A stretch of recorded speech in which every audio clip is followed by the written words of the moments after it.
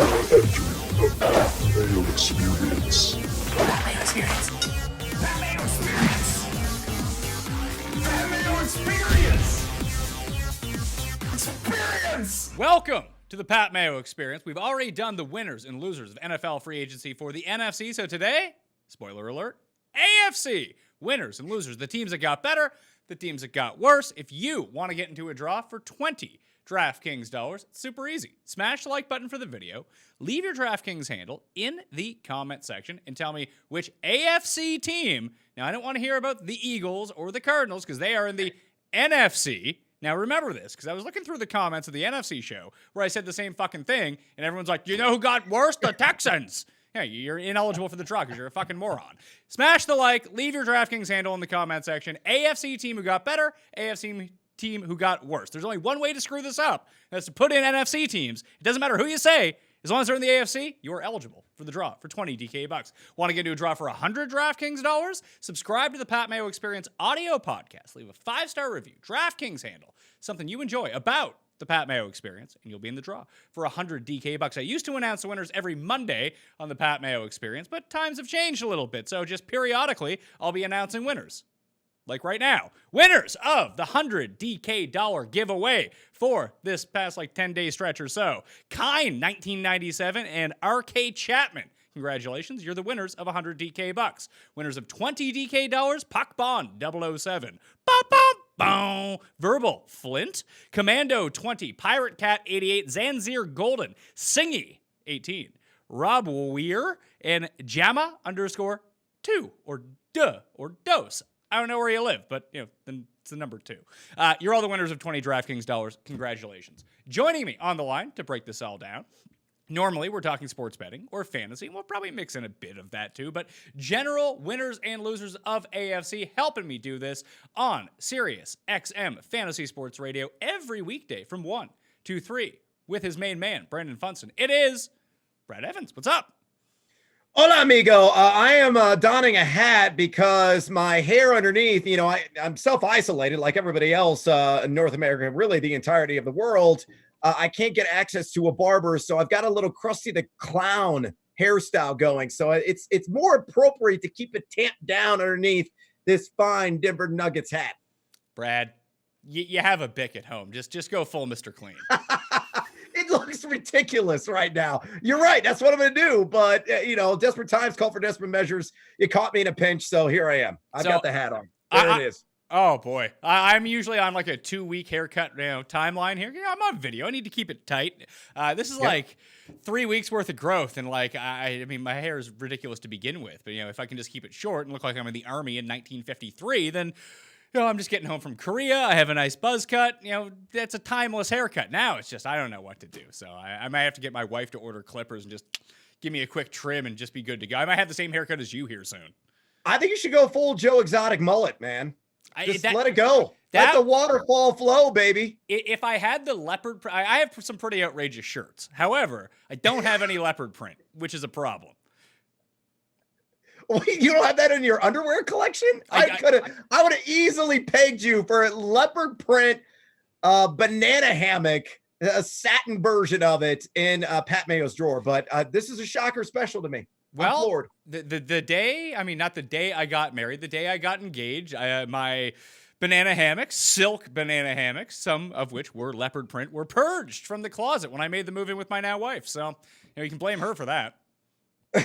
Oh man, that's a missed opportunity, my friend. You got to break that back out.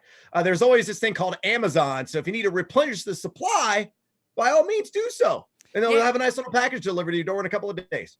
Yeah, but the thing is, the stuff isn't coming so quickly anymore. I was looking at my Amazon Prime yesterday for resistance bands to order to my house. Even Prime's going to be a month. I was like, I don't want to order that. Who knows what's going to happen by then? Yeah, those pythons have become gardener snakes. Yeah, you're pretty soon there now. Yeah, it's not good. I need to start lifting my kid up and just start curling him over and over. Can't lose the gains. The gains are going down substantially. Anyway, let's talk about football. AFC winners and losers. We know who the loser is. We'll get to them in a second. Who is the big winner, do you think, in the AFC after the first round of transactions? Yeah, I mean, there's a couple of winners that immediately pop out in my estimation. I think obviously the Indianapolis Colts getting an upgraded quarterback, going from Jacoby Brissett to Phillip Rivers is an enormous shot in the arm for that franchise. And Brissett really struggled in multiple capacities last season from an advanced analytics perspective. One of the least efficient passers in the league, where you're looking at adjusted completion percentage, deep ball completion percentage, under pressure completion percentage. It goes on and on and on. And he did that behind a premium offensive line. Phillip Rivers, long in the tooth, but the old family truckster's going to load up all the kiddos and take them to the heartland of the country. And I still think there's some gas left in the tank. Now, he's still shot putting footballs. And last year, Rivers really struggled in red zone completion percentage. He was outside the top 20 among eligible quarterbacks in that category. But you have a healthy T.Y. Hilton, a healthy, for now, Jack Doyle. I think you have a strong ground game there with Marlon Mack. Naheem Hines could be a poor man's Austin Eckler within this scheme and a fantasy sleeper of sorts.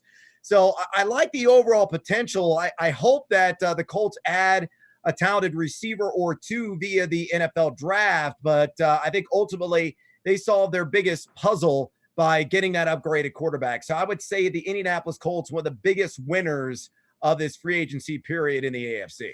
Now, usually I have Feinberg on the show, and I troll him about Rivers the entire time, but I don't like a lot of the unsuccessful nature of Jacoby Brissett last season was basically due to the ankle injury he ended up sustaining halfway through the year. He was pretty good in the first half of the year. The second half, he was absolutely atrocious. So it seemed to me like he was playing through an injury. And what is Rivers at this point? He's basically Jay Cutler? Is that what we're looking like? A weaker arm Jay Cutler? Yeah, I mean, they're both kind of similar in some ways. I mean, Rivers more demonstrative, I think, in his antics that he has on the field. But, yeah, I think they're a similar player in terms of what they bring to the table, statistically speaking. But it's a ripe situation. It's just a matter of, can the weapon stay healthy for Rivers? Because he's going to be well protected. I mean, that Colts offensive line is a great wall of China, very rigid unit overall. And having Hines there, again, as that safety valve underneath, you could maybe catch, 55 or 60 balls. I like the upside. I really do. I understand your perspective on Brissett. You're right. He was at least respectable over the first half of the regular season last year. Then he had that high ankle sprain that really bogged him down. But I think he's a Jag. He's just a guy. And Rivers, still at his advanced age, I think get it done and done efficiently within this offensive scheme. And defensively, they trade for DeForest Buckner, get rid of their first round pick. That's a substantial upgrade. But then they signed Xavier Rhodes, which sounds good. You're like, oh, Pro Bowls. I mean, from 3 years ago. Here we go. But he's been bad for 2 years in Minnesota. Yeah, he was one of the worst cover corners in the league, according to Pro Football Focus last year. He gave up a passer rating to his assignments right around 120. And he had also one of the highest yards per snap allowed of any eligible corner in the league. So he is a shell of what he used to be. And definitely, I would say that's a downgrade. But from a fantasy perspective, if that secondary is overly forgiving and that version of Xavier Rhodes we saw last year makes an appearance in Indianapolis Colts blue, then what is Phillip Rivers going to do? He's going to be chucking it like mad, which means a higher fantasy floor overall. Maybe get over 4,000 yards passing. And if I were to set it here, I'll ask you right now, Mayo, if I set an over-under of 26.5 passing touchdowns for Rivers this season, what direction would you go, over or under? Probably take the under. And I'd probably take the over, assuming 16 games, and he's largely been an Ironman in his career. So, again, it's all about whether or not T.Y. Hilton, Jack Doyle, some of these peripheral weapons can remain upright. And if they do, I think he could throw for 27, 28 TDs this year. It's weird because I think if we're thinking about over-under touchdown passes for Rivers, I think the worse that the Colts are, that the potential for him to hit that number is going to be substantially higher. So I think the under is more predicated on the fact that I think the defense is a little bit better. You mentioned the offensive line is stout. They re-signed their two main pieces that they had to. I think they're going to be able to run the ball effectively. And if they do that, they probably don't have to go to the air as much, thus limiting the potential upside. Now, if they're constantly in the red zone and they decide to pass in the red zone all the time, that's one thing. But if they can effectively run the ball, he might not get there.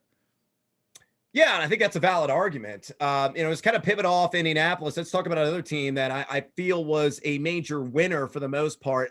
I like the move the Denver Broncos made signing Melvin Gordon. And, what? There are going to be a lot of people are going to poo-poo this. He sucks. I know I have a Denver Nuggets hat on.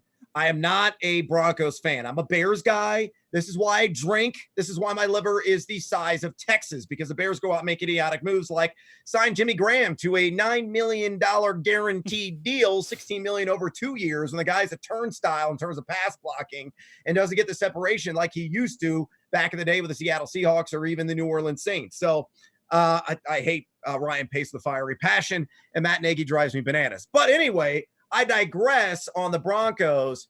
You know, you got Pat Shurmur coming in now, running the offense for this Broncos franchise. You have a greenhorn quarterback in Drew Lock, who, you know, showed some flashes last season, some signs of encouragement. That's been the bugaboo for John Elway and company here the last several years, not really finding a suitable quarterback, whether it's Brock Osweiler, Case Keenum, Joe Flacco. I think Lock could be that answer. I love Cortland Sutton, who I think is a budding star in this league, and we already know he is a star for fantasy purposes, and I think he's a player that could be at least a back-end wide receiver 1 in 12-team formats this season. You know, they're going to have to add another wide receiver, I think, via the NFL draft. We'll see, you know, what else that they do in terms of other positions there. They definitely got to address the secondary and the linebacker core, but the defensive line should be pretty strong this season. The offensive line was top 10 last year in pass blocking efficiency, according to Pro Football Focus. So you put all that together with Shurmur, and Shurmur said, look, we need 3 key elements at running back. And it was, we got to have somebody who can come in and pass block, because Phillip Lindsay was one of the least efficient in that category last season. The Royce Freeman was at least respectable as a pass blocker last year. We need somebody who can catch the ball fluidly out of the backfield. Now, Royce Freeman had 43 receptions last season. He was no slouch in that category. But I think this franchise has soured on him a bit. And Phillip Lindsay, though, you know, he was suitable in that category last season, he's not a dynamic pass catcher like, say, an Austin Eckler. And then number 3, they needed somebody to get tough yards between the tackles. Now, Phillip Lindsay, you give him that full head of steam. He's explosive. He, you know, is shot out of a cannon when he has the proper blocking, but not necessarily a pounder. His yards after contact per attempt, not exactly standout. Neither was Melvin Gordon's last year, but I blame a lot of that on the fact that he sat out for a handful of games on his own volition. But I think Gordon is a guy that can come in. He checks all 3 of those boxes that Shurmur is looking for. And you want somebody that I think is going to be a little bit discounted in fantasy drafts. You may get in round 3, maybe slips around 4. It's probably Gordon. He is motivated. He's a proven commodity and a player that I think is going to get at least 65 to 70% of the snap share. And I'm even hearing some rumblings locally that Phillip Lindsay could be on the trade block. So it's a possibility that this team keeps Royce Freeman, which I've also heard they're going to no matter what they do with Phillip Lindsay. And if that's the case, then Gordon's going to get probably 75% of the opportunity share and be a guy that could do significant damage. So I do like that signing, knowing the system and knowing what Pat Shurmur was really looking for in a running back. I just feel like second contract running backs, I mean, just from a real life perspective, tying up that much of your cap and a guy who's pretty like, you can mine basically the same. I think that there's really no difference in playing Melvin Gordon 70% of the snaps and then figuring it out between Lindsay and Freeman, if that's what you really want to do, and just try to invest your money elsewhere. I just have never looked at Melvin Gordon, watched him, been like, that guy is awesome. He seems like a product of the system fantasy-wise, where all Phillip Rivers did was check down to his running backs over and over. Right. And, you know, he had to, because the offensive line was such trash that, yeah, if you're looking for 3 yards a carry in, you know, tough situations, boom, Melvin Gordon's your guy. But it just seems like a situation where you could have mined that from anyone. Yeah, I mean, I think it's a fair point, and what you're saying. And look, the running back position has been devalued in the NFL over the last couple of years. You could easily fill that void. They could have gone in the NFL draft and invested some capital, even like round 3, round 4, to a guy. You know, maybe DeAndre Swift slips to round 3, and he certainly could have came in with fresh legs and a 3-down skill set, and given it Shurmur exactly what he was looking for. But I still like Gordon. I still think he'd be a very productive player in this league. But what is most important that cannot be overlooked, again, is his pass blocking efficiency. That is why the Broncos brought him in, because they need to keep Drew Lock clean. Getting AJ Boye, like subbing out Boye, putting him in instead of Chris Harris, at least on the outside, I think should make a bit of an improvement. Like we can talk about how Melvin Gordon, his stats were down because he missed the first part of the year. I can make an excuse for Jacoby Brissett that he had an high ankle sprain midway through the season. He tried to play through it and just wasn't as good. It just feels like everyone on the Jags should just get a write-off year from last year. Like it seemed like they had no incentive to play. It seemed like no one wanted to be there. That all of a sudden you could see some of these guys, no matter who it is, on their new teams just look reinvigorated again. Yeah, you could certainly, argue that. I mean, change of scenery does wonders for a lot of players. And yeah, I think they were dragged down by the entire situation scenario that was plaguing Northeast Florida last year. I went back and started looking at some of the numbers. And the one thing about the Jacksonville Jaguars that really stood out to me was how damn good Leonard Fournette was. You have to ignore the touchdowns. The guy caught, 70 plus balls a season ago? He stayed healthy. He was pounding between the tackles. He had one of the unsung fantastic fantasy seasons of 2019. And as a result, what we're seeing, I just participated in my first fantasy draft of the season, a 12-team full-point PPR league with all the Sirius XM folks. And he slipped all the way to like the middle to latter portion of round 2. And I thought that was a steal of a deal. Yeah, I can see the middle later portion of round 2, like pick 20 or so in a fantasy draft is pretty good because you have to look at them and think that they're gigantic losers in the offseason. They lost probably 2 to 3 of their best defenders. They trade away Nick Foles, who, Nick Foles isn't great, but I still think that he's better than Gardner Minshew at this point, who, is fun, but is not good by any means. This all kind of stacks up for more Leonard Fournette. Well, I don't know how much more Leonard Fournette we can actually get than we got last year, but, say the touches stay around the same, increase the touchdowns just a little bit more because it should just break that way for him in positive regression, then yeah, I think that he could be a very good fantasy running back this year. Although I think I'd still rather gamble on Todd Gurley from an upside perspective, although the downside is just horrible for Todd Gurley. Yeah, he's got an arthritic knee, Mayo. I'm not touching Todd Gurley. You can have him. I would. I will take him if I want to. Okay, listen. If I want to have the guy who's going to max out as running back 7, and I can draft him at running back 10, then I'm going to take Leonard Fournette. There's a very high floor with Leonard Fournette. We're talking about someone like Todd Gurley. I can draft him as running back 12 or 13, wherever the hell he's going to go. In that offense, if he can stay healthy, and we only get like 80%.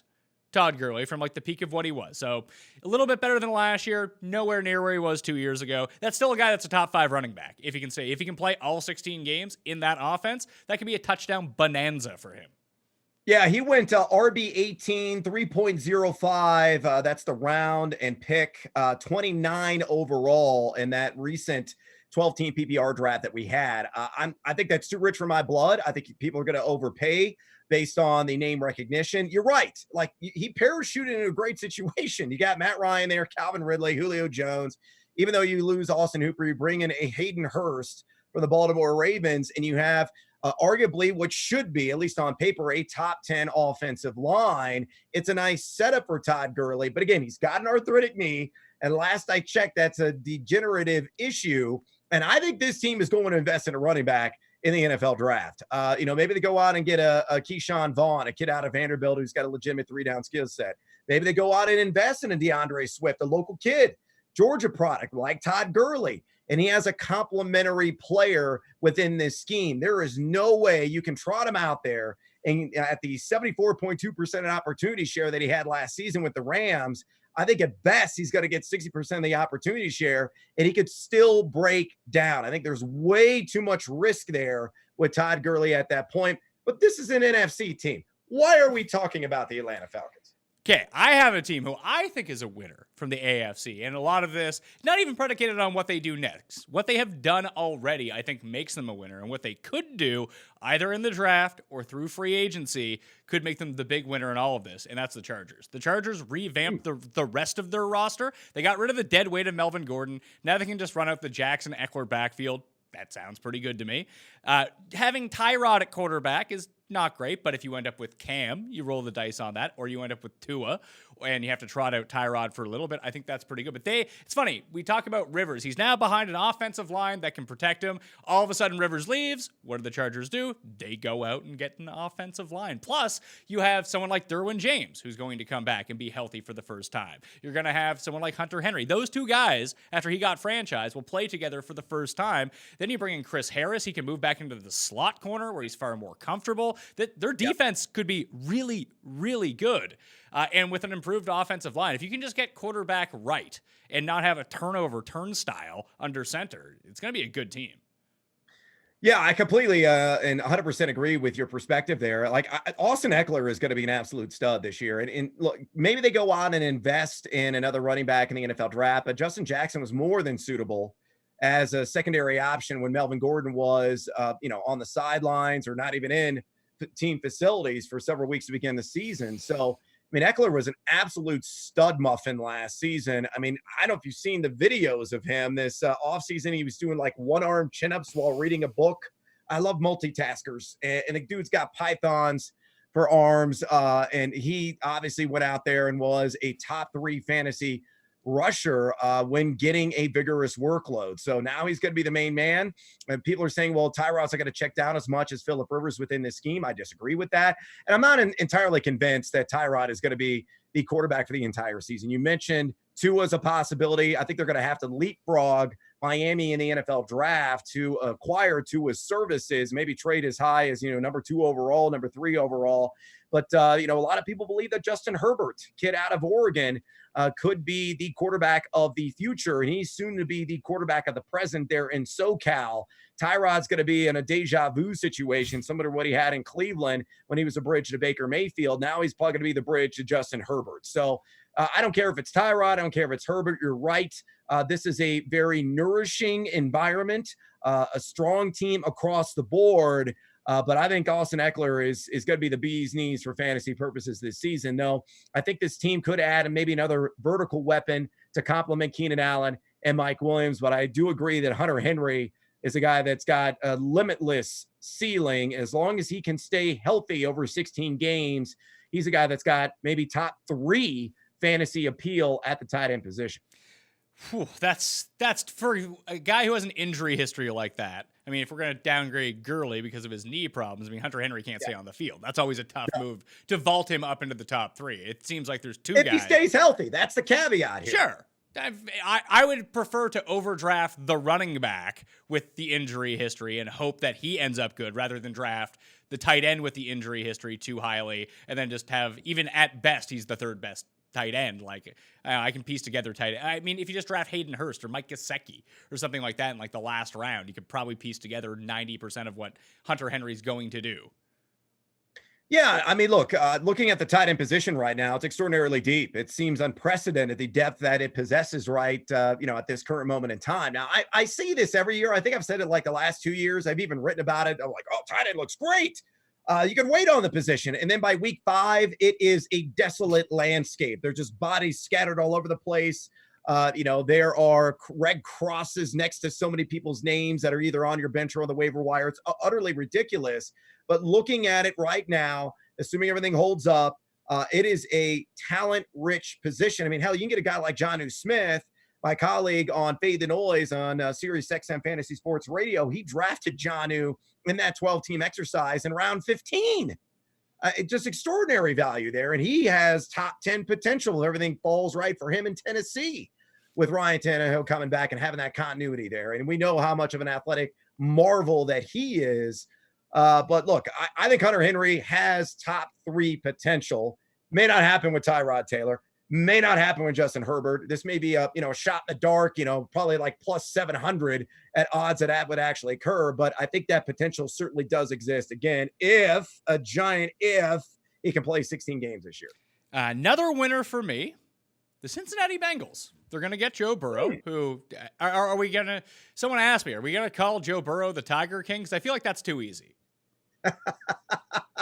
I've already seen the meme that's out there. I think there's t-shirts that have already been made in the Queen's. Why not embrace it? I think as long as if you can grow the mullet out, bleach blonde the back end, and, have a holster on his hip the entire time, I'm game. What I like that they've done, okay, the one thing I don't like that the Bengals haven't done is address their completely porous offensive line. That's not great for a rookie quarterback coming in, but Burrow can be somewhat mobile. Maybe that can mitigate some of that. But you bring A.J. Green back, so you give him the weapon that he needs in order to succeed here. Bringing in Trey Wayans as a corner, a 3-year, $42 million deal. I like that. DJ Reader on the defensive line. So all of a sudden, like, you're building each part of your defense to make it substantially better. I think this is a fantastic move. And if Burrow is as good as he should be, all of a sudden the Bengals, everyone's going to talk about the Browns, who also had a really good offseason. They've won free agency 2 years in a row. That's fantastic. But they're still the Browns. The Bengals are like super sneaky coming into the year. I don't entirely disagree with that. I want to stick with your super sneaky theme on a good offseason. What about the Miami Dolphins? Yeah. It's weird. They had some really nice signings. I think it depends on what they do in the draft, but then it also seemed like we have a ton of money. Let's just sign people. Well, they certainly did that with like Byron Jones, adding Eric Flowers on the offensive line, which ranked dead last in run blocking efficiency according to Pro Football Focus last year. I just like the upgrades overall. I think Jordan Howard was a sneaky good ad for them. I know Jordan Howard can't catch the ball. He's got stone hands, but he's a player that certainly is a strong north-south runner who's probably got 270 touches upcoming this season and could get over 1,000 yards, maybe get you 6 to 8 touchdowns on the ground. And he was like RB 40 again in his 12-team PPR exercise. I thought that was extraordinary value. Finding a starting running back in round 8, that is a rarity. Now I think they're going to go on and invest in a pass-catching running back in the NFL draft, and I think they're going to get Tua. I really do in the end. I think Miami's going to pull out all the stops and make that happen. So Ryan Fitzpatrick's going to be there as a bridge quarterback, or ultimately Tua maybe starts the season. And Tua is a very special player, special skill set overall. I mean, the guy had 132 passer rating on chucks between 10 and 19 yards. So in that intermediate range, he just picks defenses apart. Now, he had an NFL caliber wide receiver core there in Tuscaloosa, but with Devontae Parker, with Preston Williams, with Gesicki, who you mentioned, Jordan Howard, to take some of that pressure off on the ground and to get a good pass-catching running back to go along with the rebuild offensive line, the defensive upgrades there. I've seen team win totals on the Miami Dolphins around 6. I like the over. I think this could be a 7-win team this year. It very well could be. It depends on what they get out of the cornerback position. I do think that adding Byron Jones is probably one of the best signings of the offseason. We'll see how that ends up working out. These large corner deals, historically overpaying the elite guy on the free agent market, haven't really worked out all that well in the long term. It's usually like the short-term deals for the corners who, after they bust out of their big contract, have that second part of their career, like Revis-esque, when you go back and like look at the history of these giant signings. I like it, though. I think that's going to be an amazing corner duo in Miami. But then you have let's give Shaq Lawson $10 million a year. Let's let's give Jordan Howard $5 million. I don't mind Jordan Howard, but I don't know. And like you mentioned, Eric Flowers, $10 million a year. It just seemed like we have so much money. Let's sign guys. Here's money. And I don't know how well that's going to work out on the whole, but it seems like Party Marty Flores is the way that you want to go here. Yeah, look, I just really like the Miami Dolphins offseason. I think Jordan Howard's got plenty to show. Look, he wasn't a pushover as a complimentary back last season in Philadelphia. Now, the Eagles had the number 1 best offensive line in terms of adjusted line yards a lot. If you check out Football Outsiders, or run blocking efficiency according to Pro Football Focus. So you're going from the best situation to the league's worst situation in terms of run blocking efficiency last year. But I still think he's a player that can come in and take the load off of a young quarterback. They're going to get Tua. And if that does come to fruition, knowing that Devontae Parker blossomed, it was like on the Gary Barnidge plan, breaking out, year 5, 6? Like Barnidge broke out in year 7, which didn't make any sense a few years ago with the Cleveland Browns. But, I like what Preston Williams did when he was healthy and on the field. And as you mentioned, Gesicki is one of those guys who has significant breakout appeal because he's an athletic freak. Just go on YouTube, check out his basketball highlights. Guy's dunking all over the place. Can jump out of the gym, can certainly replicate that, ladder climbing skill in NFL threads. So I like Miami. I'm not a closet fan or anything. I just think they did what they needed to do to upgrade this overall system. though you're right. They've certainly made it rain down there on South Beach. Would you go tight end if you had to pick like a breakout guy? Would you go Gesicki, Noah Fant, or Hawkinson this year?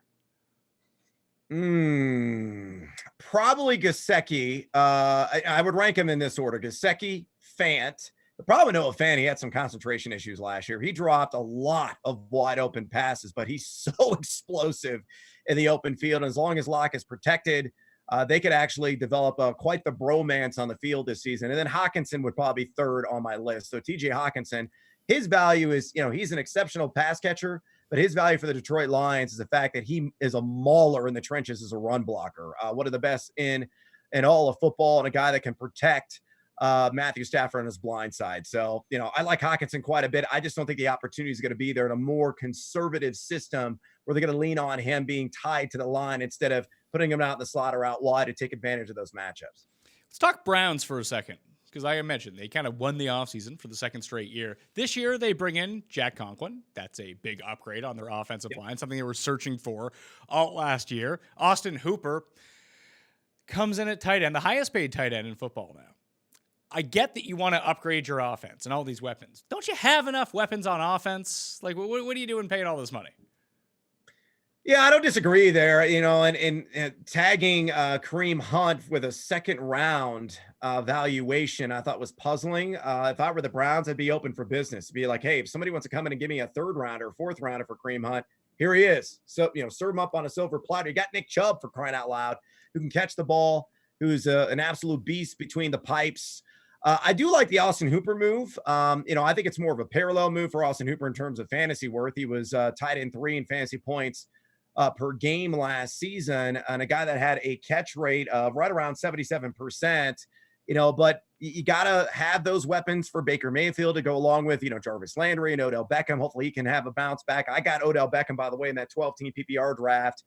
In the early third round, a lot of people said, oh, you overspent on him. He's overvalued at that price point. I disagree. I think it'd be a bounce back year, as you mentioned, as long as Mayfield is protected. I'm willing to write off and ignore what he did last season, given the circumstance, given the coaching staff being just asleep at the wheel for much of the year. You got a new coaching staff in there who's going to be able to direct this offense, play to his strengths. And as long as that offensive line is above average or even average, I will take it, because I think Mayfield can still carve up NFL secondaries when given time, especially with the bevy of weapons now surrounding him. Let's talk some losers. How about, I don't know, Bill O'Brien, loser, right? Yeah, the dregs of the keg of the Houston Texans. It's the most puzzling, mind-blowing, inexplicable offseason I've ever seen. I turned 42 tomorrow. I've been around the block for a long time. I don't understand what in the hell the Houston Texans were doing. Trading away arguably the best wide receiver in the NFL, or one of the top 3 at least. I think Michael Thomas clearly is number 1, but DeAndre Hopkins there in the conversation as the number 2 guy. So you deal him away to the Arizona Cardinals, who are looking great, by the way. That is a sexy looking team, and I can't wait to get my grubby little hands on as many Arizona Cardinals in fantasy drafts as humanly possible.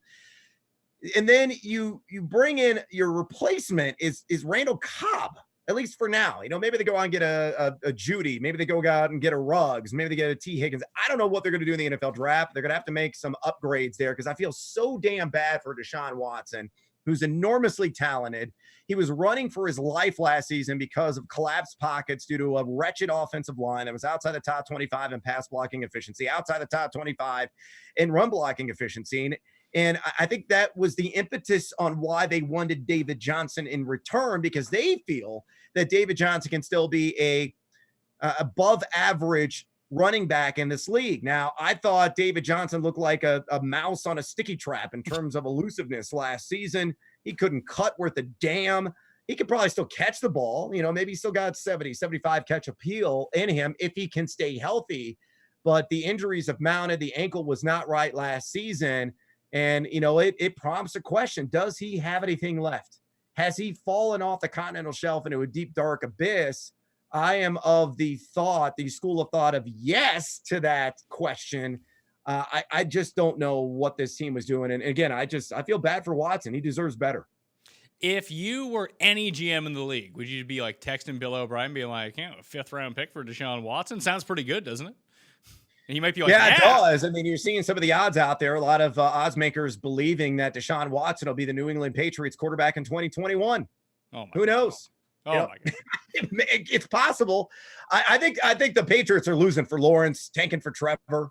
Anyway, I mean, Jared Stidham, Brian Hoyer, Cody Kessler, that's what you're going to do. They don't have a whole lot of cap room, so they're not going to go out and get a Jameis Winston. They're not going to go out and get a Cam Newton. I think that they're in play for Cam only. You do? I do, because it seems like because of the lack of medicals that teams can like run right now, the Cam's probably in the market for a 1-year deal.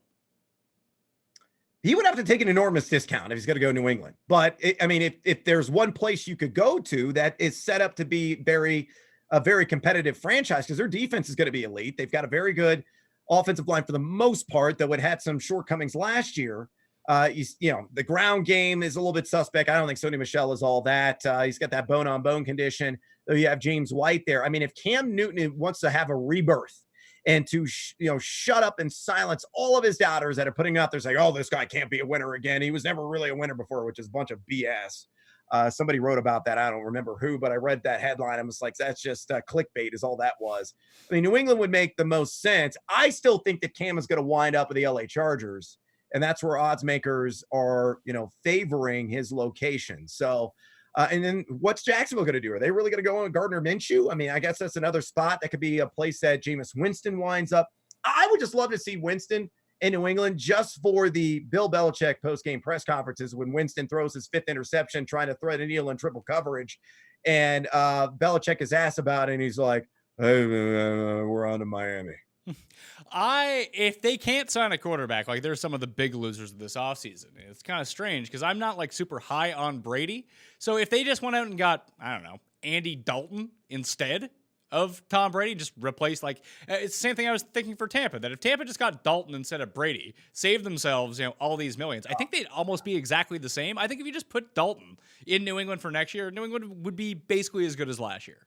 Here's a hot take for you, Mayo. I think Andy Dalton would have been a better overall player than what Tom Brady will show as a Tampa Bay Buccaneer if Dalton were in that same situation.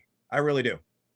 You look at Brady, he's regressed considerably in 4 consecutive years in terms of just completion percentage. You could say, "Oh, well, he didn't have Gronk last year. Oh, look at, he was throwing to who? Like Philip Dorsett, Meyer, Kidd, just guys off the scrap heap, and Julian Edelman and James White." I understand that the overall offensive environment wasn't the greatest for Tom Brady, but Father Time, last I checked, is still undefeated.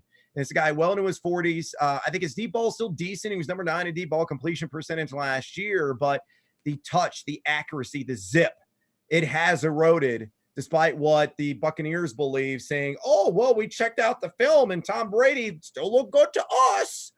Scoops of avocado ice cream, yum, yum, good. He's going to put up huge numbers because we got Mike Evans, Chris Godwin, and O.J. Howard."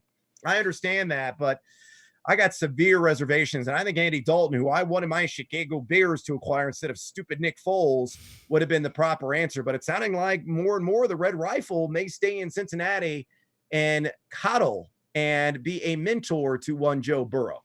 Hey, if you're getting paid like $20 million a year, being a backup quarterback is a pretty sweet gig. It is. And we know that Joe Burrow is going to supply all the cigars. Yeah, there we go.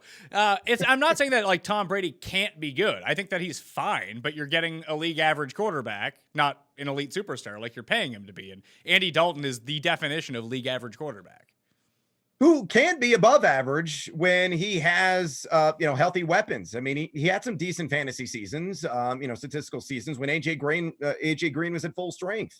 I mean, could you imagine? I just, picturing Andy Dalton in my head as a Tampa Bay Buccaneer. So with Mike Evans and Godwin and Howard, we'll see what they do at running back. They're definitely going to invest in a pass catcher. Maybe they get a DeAndre Swift. Maybe they get a Jonathan Taylor, which would be incredible. Or a Keyshawn Vaughn, as I mentioned, or a Zach Moss, who I like a lot, a kid out of Utah. I like the setup for Tom Brady. I'm just not sure there's a lot of petrol in that tank. He is hovering that needle just above the E on the dashboard. I mean, I've seen some of the player props on Brady anywhere from 33.5 passing touchdowns at the high watermark to 29.5 passing touchdowns this season. I think he could hit 30, but that is far from a guarantee. Yeah, he definitely could hit. He could hit the over on all of those. If I'm going to put my money on that, I was going to bet the unders. It was a lot like Tampa Bay is shaping up to be this year's Cleveland Browns from last year. Everyone's just all in on them, and you have to resist the urge to buy into the hype. You have to be a naysayer, and the markets are just overprojecting. Everyone wants this to happen, and if you just bet against it happening, and everyone's going to bet on it happening, you stand to have some good odds in your favor. You know, it was really interesting. Tom Brady in that 12-team PPR mock draft. Do you want to venture a guess among quarterbacks where he settled in terms of the pecking order? I think there's 5 that are substantially kind of by themselves, and you have another 5 who are kind of, I don't know. Since you're asking me this question, I assume he went higher than I would think that he's going to go. I'll say quarterback 7. No, quarterback 14. That makes more sense. That's probably around. I'd probably have him a bit lower fantasy-wise, but I do see where the upside creeps in with those weapons. So that seems fine to me, to tell you the truth. I did a draft. Well, we're in the League of Leagues draft, and we had a decision at the end to, do we just take Brady and roll with him as our quarterback, or do we take Cam and Jameis and just hope one of them falls into a better situation? We decided on the Cam and Jameis route. Yeah, which I think is a smart move. If you believe that Cam Newton winds up in New England, I mean, it's a terrible situation. Or even if it's the Chargers, that's a really good. If one of them ends up on the Chargers, that's the guy that we're playing. Again, I'm going to put my money where my mouth is, and I'm a betting man. I think Cam Newton will end up wearing a bolt on the helmet come week 1. Well, you got to bet minus 140 for that. Oh, is that what it's up to now? Yeah, I was looking at it today. No value there. Let's see. Player specials. Come on, where are we at here? Player futures. MVP. Well, I don't care about MVP. Where are we going? Team futures. Pick by position. Now I'm QB next team special. Andy Dalton special. Cam Newton. Oh, sorry. It's not minus 140. It's plus 140 for the Chargers. Okay. I get on board with that. So, put down $100, win 140 in return. Cash money, let's go. Instead of, I know that they're probably going to draft Tua, but you're going to draft an injured guy. You get him on the rookie contract. But instead of paying Shaq Lawson and Automatic Flowers $10 million a year, can you just pay Cam Newton? You could. Tua's not going to be an LA Charger unless they trade up. They're going to have to trade with Washington at 2, maybe the Lions at 3. Washington's that team that's going to trade down. Ultimately, they believe they have satisfied their quarterback need in Kyle Allen, says Ron Rivera, and they're going to stick with Dwayne Haskins and try to develop him after spending hefty draft capital on him last year. So I think that number 2 position, maybe the Chargers trade up and try to get Tua there. But, again, from all the things that I've been hearing, everything that I've been reading, the Chargers are rather enamored with Justin Herbert. So I think they'd be very satisfied getting him at their draft position. And then either Miami trades up to 2 or they stand pat and they get Tua then at pick number 5 overall.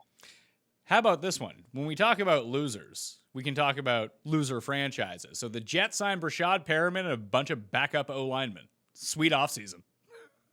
I actually like Perriman. I'm an apologist. Look, Perriman's fine. You want to talk about like your haircut right now? Imagine what his hair looks like.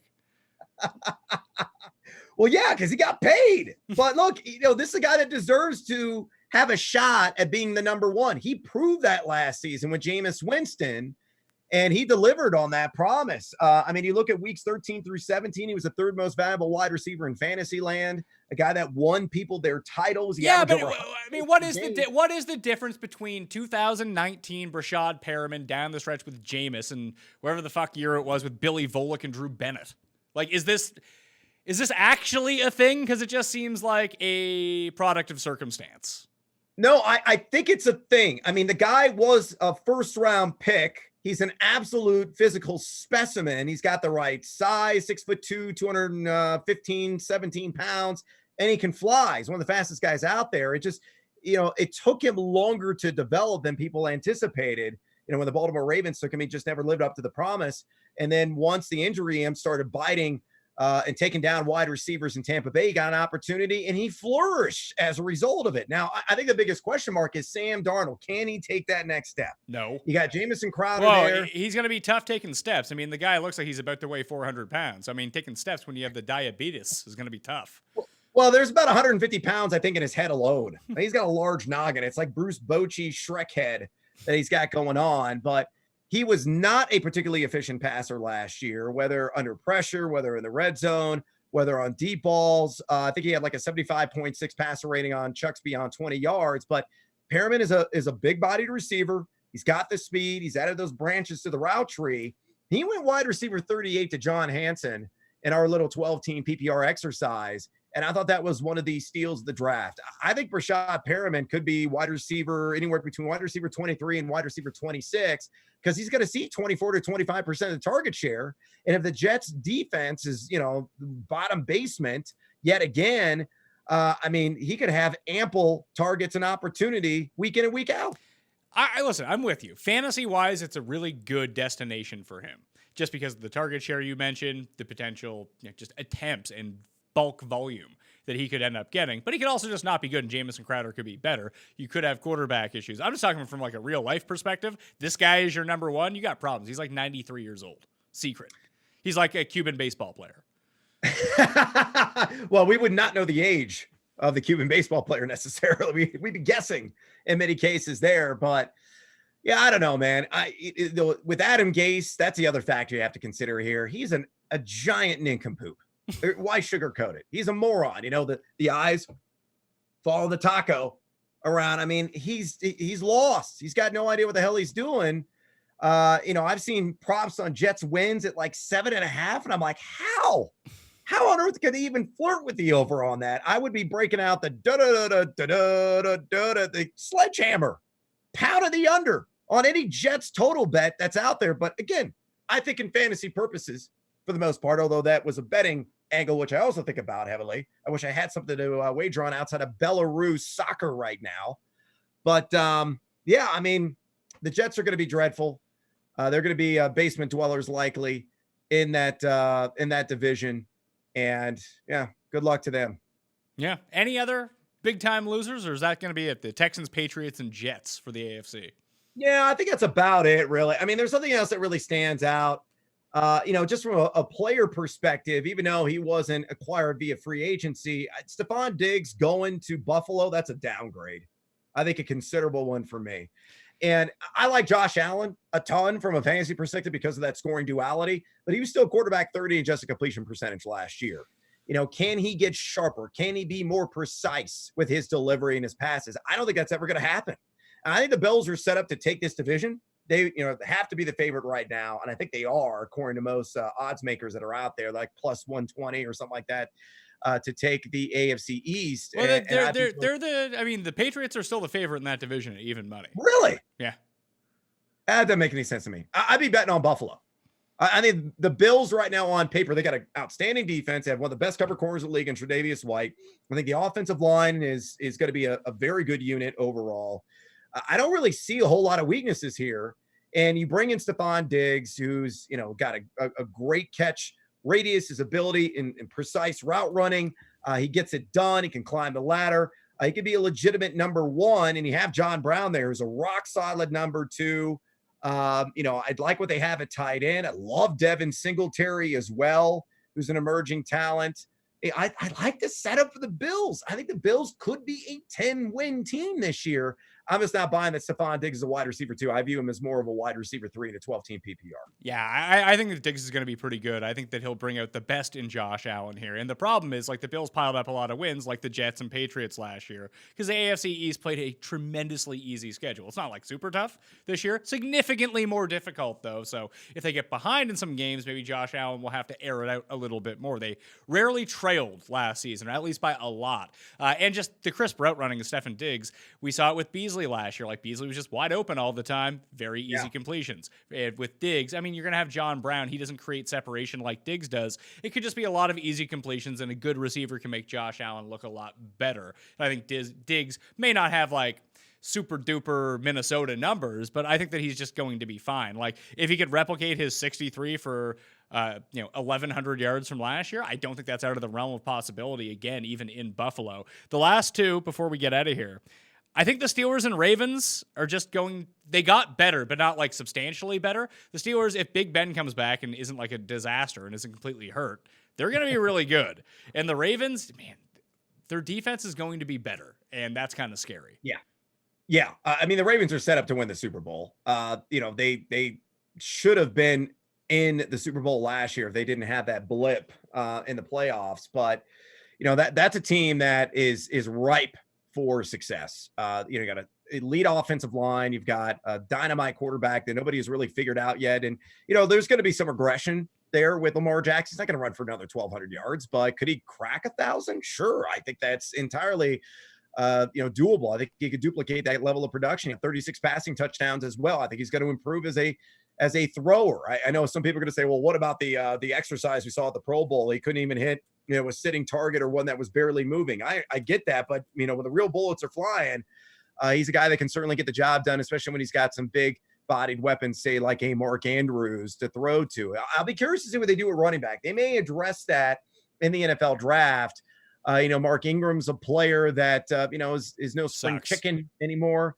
He can still get it done, because he is somebody that's propped up by the overall situation.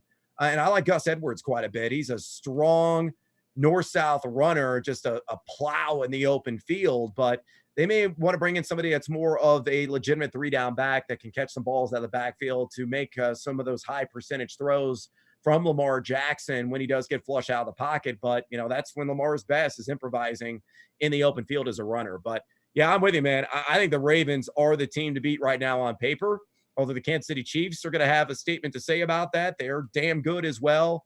But the AFC is loaded with those, three teams that we mentioned with the Ravens, the Chiefs, and the Steelers. As long as Roethlisberger's beard that he's growing right now in self-quarantine isn't really holding him down.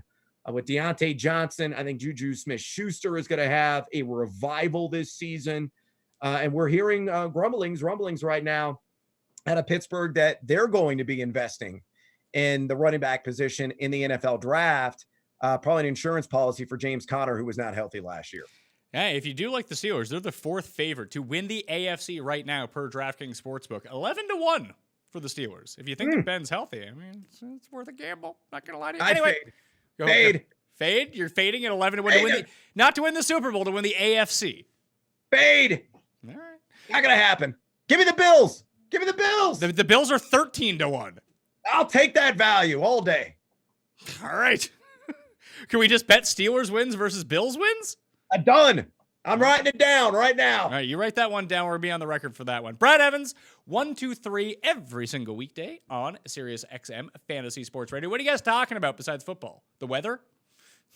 Yeah, I mean, we're talking about college basketball coaches and what they're watching on TV. My buddy Jeff Goodman mentioned that. Yeah, bet on weather. We've discussed that.